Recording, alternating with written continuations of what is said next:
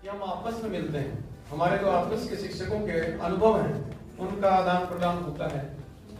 तो कई बार क्या होता है कि बेशकीमती सुझाव, बेशकीमती विचार वे हमारे बीच में एक दूसरे से साझा करेंगे और डायरेक्ट की टीम बुके देकर के सबका स्वागत करेंगे। तालियां बजाएं आप सभी।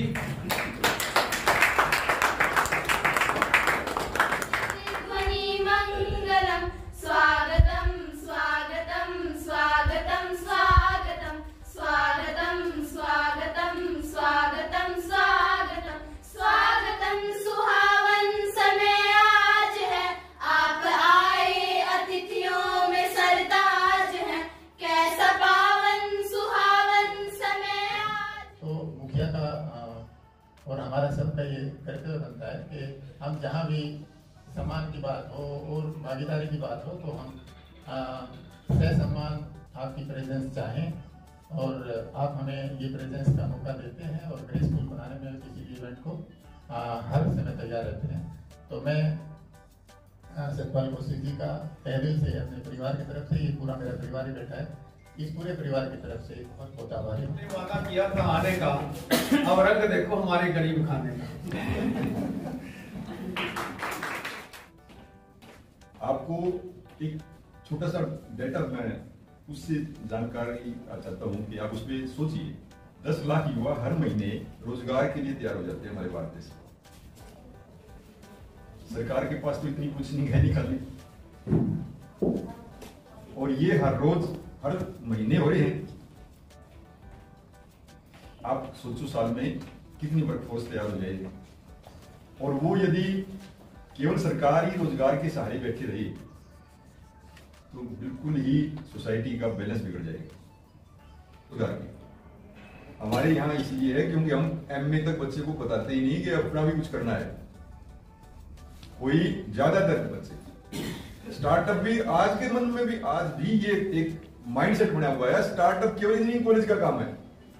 देखो कितनी बड़ी विडंबना है, दुनिया कितनी बदल गई है।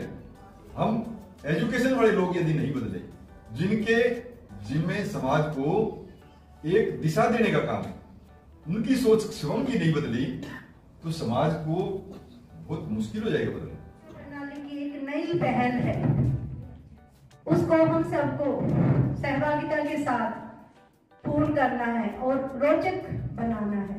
ये नहीं है कि परंपरागत शिक्षा प्रणाली जो चली आ रही थी, ट्रेडिशनल, कि पढ़ा, एग्जाम दिया और क्वालिफाई हुए, सर्टिफिकेट लिया, बट अब वही स्किल्स जो रोजमर्रा के जीवन में हम अपनाते हैं वो एक क्वालिफिकेशन के आधार पर, सर्टिफिकेट के आधार पर जॉब रोल्स को कन्वर्ट करेगी। आप लोगों की कर ही लेते हैं। अब जैसे कोई सिलाई का काम है, लेडीज करती हैं घर में।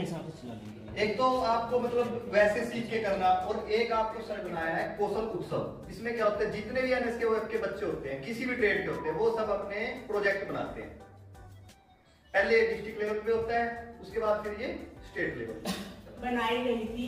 मतलब जो लड़की एनएसक्यूएफ की स्टूडेंट थी, उसने अपने घर का पंखा सहेलियों के साथ मिलकर ठीक किया था, तो उस पे एक वीडियो भी बन गया। उन्हें ये पता करने में दिक्कत होती है कि आप असल में क्या काम कर सकते हैं और कितनी कुशलता से कर सकते हैं और कितने अच्छे से कर सकते हैं, जिस पर लेवल नंबर लिखा रहता है, और वो लेवल नंबर ये बताता है कि आप क्या कर सकते हैं और इस काम में आप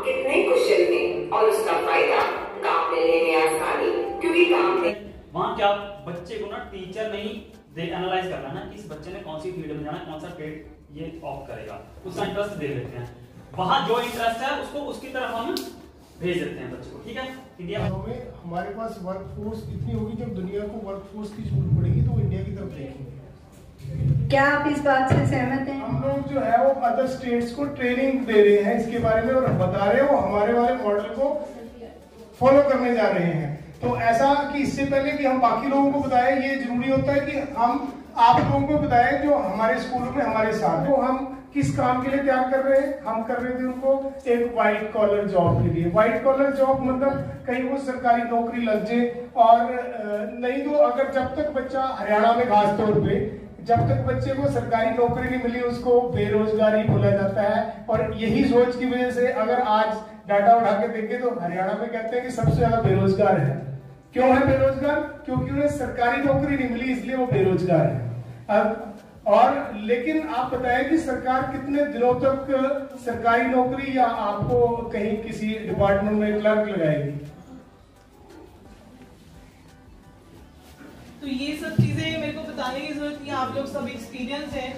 बच्चों की साइकोलॉजी क्या है, और जो ये नया प्रोग्राम गवर्नमेंट ऐड करी है वोकेशनल कोर्सेज का हमारे 6 to 8 की क्लासेस में और 6 to 12 में, तो उसके लिए बच्चों की साइकोलॉजी देखना, अपनी साइकोलॉजी क्या है, उस साइकोलॉजी में क्या चेंज लेकर आना है, और स्टूडेंट्स को उसके अकॉर्डिंगली कैसे उनको हमें टीच करना है, ये हमारा पर्पस है। इस ट्रेनिंग का ये पर्पस है। तो स्टूडेंट्स को हमने इस तरह से माइंडसेट करना है कि डिग्रियां इकट्ठी करना हमारा काम नहीं है। ठीक है, अभी तक जैसे कल भी सर ने यही डिस्कस किया था कि अभी क्या करते हैं हम 10th कर लिए, 12th कर लिए, ग्रेजुएशन कर लिए, देन पोस्ट ग्रेजुएशन, डिग्रियां इकट्ठी हो रही है। उससे क्या हो रहा है? जॉब्स तो नहीं मिल रही है ना, जॉब्स नहीं मिल रही है किसी को भी, सिर्फ डिग्री इकट्ठी हो रही है, और डिग्री इकट्ठी करके बच्चा फिर घर पे बैठ रहा है।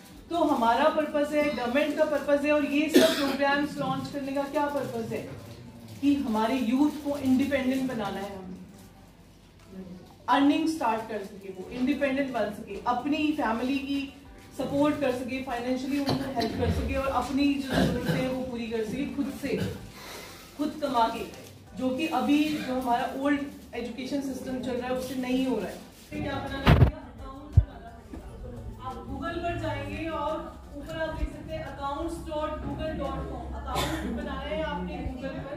वापस ऑटोमोबाइल में आने के लिए हमें लेवल 3 हो गया। वापस कैसे? 9 10 में ऑटोमोबाइल लिया, लेवल 1 लेवल 2, हाँ जी, 11 12 में आईटी। बिल्कुल बिल्कुल। अगर उसे वापस ऑटोमोबाइल में आना तो 3 4 करना चाहिए। नहीं ऐसा कुछ नहीं, वापस का क्या चक्कर है, वो तो सिर्फ उसका सेकंड ईयर का बेनिफिट नहीं मिलेगा, वो पॉलिटेक्निक में तो फिर भी जा सकता है। बस तो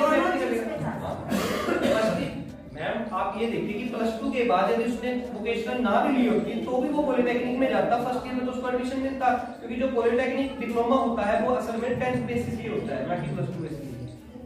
तो 10th तो उसने की हुई है, तो 10th बेसिस पे उसकी एंट्री होती है। सिर्फ लेटरल एंट्री के मामले में 1 साल बचाने के लिए उसका वो कोर्स देखा जाता है कि वो उसके रिलेशन में है या नहीं। जैसे कंप्यूटर साइंस में जाना चाहता है वो, तो उसका इसके साथ कॉम्बिनेशन है। से जो मुझे लगता है वो ऐड ऑन कर रहा हूं टेक्निकली, मेरे हिसाब से हमें वो चीज ज्यादा याद रखती है जिसके बारे में हम रास्ते में वापसी में आते हुए चर्चा करते हैं। हरियाणा में भी इतना फैल चुका है और पूरे इंडिया में भी, ठीक है। उसके मन में शायद ये सवाल होगा कि शायद हमें ही बच्चों को पढ़ाना पड़ेगा, कि आप लोगों को ही पढ़ाना पड़ेगा, या कोई बाहर से टीचर आएंगे इस चीज को पढ़ाने के लिए। तो इसमें आपको ये चीज क्लियर कर देता हूँ, NSQF जो हमारे चल रहा है ऑलरेडी 9 से 12 चल रहा है, 15 स्किल हमारे पास इस टाइम चल रही है। लेकिन प्री वोकेशनल जो है वो हमारे पास दिया जाना है क्लास 6 to 8 के बच्चों को। NSQF ऑलरेडी है वोकेशनल एजुकेशन 9 से 12, लेकिन जो प्री वोकेशनल दी जानी है वो दी जानी है 6 से 8 के बच्चों को। और 6 से 8 के स्टूडेंट्स को ये आप ही दोगे, कोई बाहर से कोई नहीं आएगा। स्कूल का जो भी स्टाफ है, चाहे उसमें जो जर्मनी के लिए सिलेक्ट हुई है और अभी वो अपना A2 का पेपर क्लियर कर चुकी है, और वेरी सून ये मतलब लास्ट अपना पेपर क्लियर करके जर्मनी में अपनी नर्सिंग के लिए जा रही है। तो बहुत सारे बच्चे हैं जो हमारे ऑलरेडी काम कर रहे हैं, या फिर शायद जो हमारी शिक्षा साथी आती है उसमें ही बच्चे को देखो।